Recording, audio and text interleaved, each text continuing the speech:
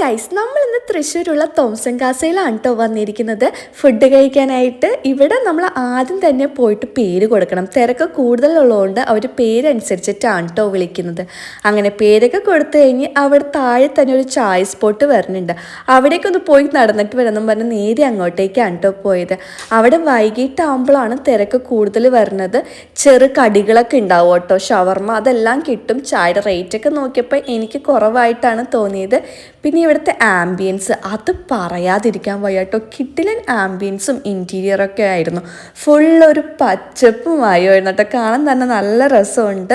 പിന്നെ എനിക്ക് ഇവിടെ തോന്നിയ ഒരു പോരായ്മ എന്ന് പറയുന്നത് 1 മണിക്കൂറെങ്കിലും നമ്മളിവിടെ വെയിറ്റ് ചെയ്തിരിക്കണം കേട്ടോ ഫുഡിന് വേണ്ടിയിട്ട്.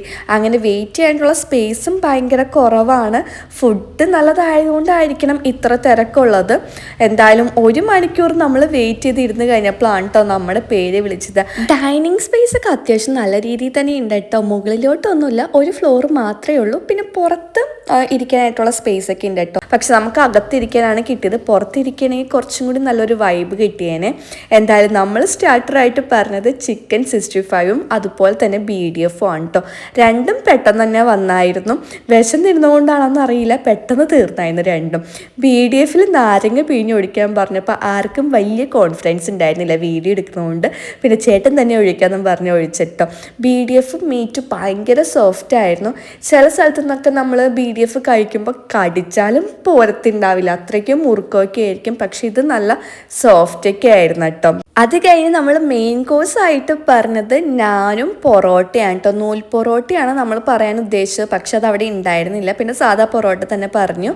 കറിയായിട്ട് ചിക്കൻ ഉള്ളി റോസ്റ്റും ചിക്കൻ പാൽക്കറിയാണ് കേട്ടോ പറഞ്ഞത്. ട്രസ്റ്റ് മീ ഗൈസ്, ആ ചിക്കൻ പാൽക്കറി ഇല്ല, അടിപൊളിയാണ്. നിങ്ങൾ പോകുകയാണെങ്കിൽ മസ്റ്റ് ട്രൈ ആയിട്ട് ചെയ്യേണ്ട ഒരു സാധനമാണ് കേട്ടോ ഈ ചിക്കൻ പാൽക്കറി എന്ന് പറയുന്നത്. അത് നാനിൻ്റെ കൂടെയാണെങ്കിലും പൊറോട്ടയുടെ കൂടെയാണെങ്കിലും ബെസ്റ്റ് ഒരു കോമ്പിനേഷനാണ് കേട്ടോ. ഞങ്ങൾക്ക് എല്ലാവർക്കും ഭയങ്കരമായിട്ട് ഇഷ്ടമായിരുന്നു. ചിക്കൻ ഉള്ളി റോസ്റ്റിന് ചെറിയൊരു മധുരമുണ്ട്, ഉള്ളി കൂടുതലുള്ളതുകൊണ്ടാണെന്ന് അറിയത്തില്ല. പക്ഷെ ചിക്കൻ പാൽക്കറി ഒരു രക്ഷയുണ്ടായില്ല കേട്ടോ. വീണ്ടും നമ്മളൊരു ചിക്കൻ കറിയും കൂടി പറഞ്ഞായിരുന്നു, കറി തീർന്നു പോയതുകൊണ്ട്. അങ്ങനെ ഇത് മൊത്തം കഴിച്ച് കഴിഞ്ഞപ്പോഴേക്കും എല്ലാവരും ടയേർഡായിട്ടോ, വയറ് നിറഞ്ഞിട്ട്. പിന്നെ കുറച്ചു നേരം അവിടെ ഇരുന്നിട്ടൊക്കെയാണ് നമ്മൾ എഴുന്നേറ്റത്. എന്തായാലും അവിടുത്തെ ഫുഡ് അടിപൊളിയാണ് കേട്ടോ. നിങ്ങൾ ഈ വഴിയൊക്കെ പോകുകയാണെങ്കിലും മസ്റ്റായിട്ട് കയറി ഒന്ന് ട്രൈ ചെയ്ത് നോക്കണം, അടിപൊളിയാണ്.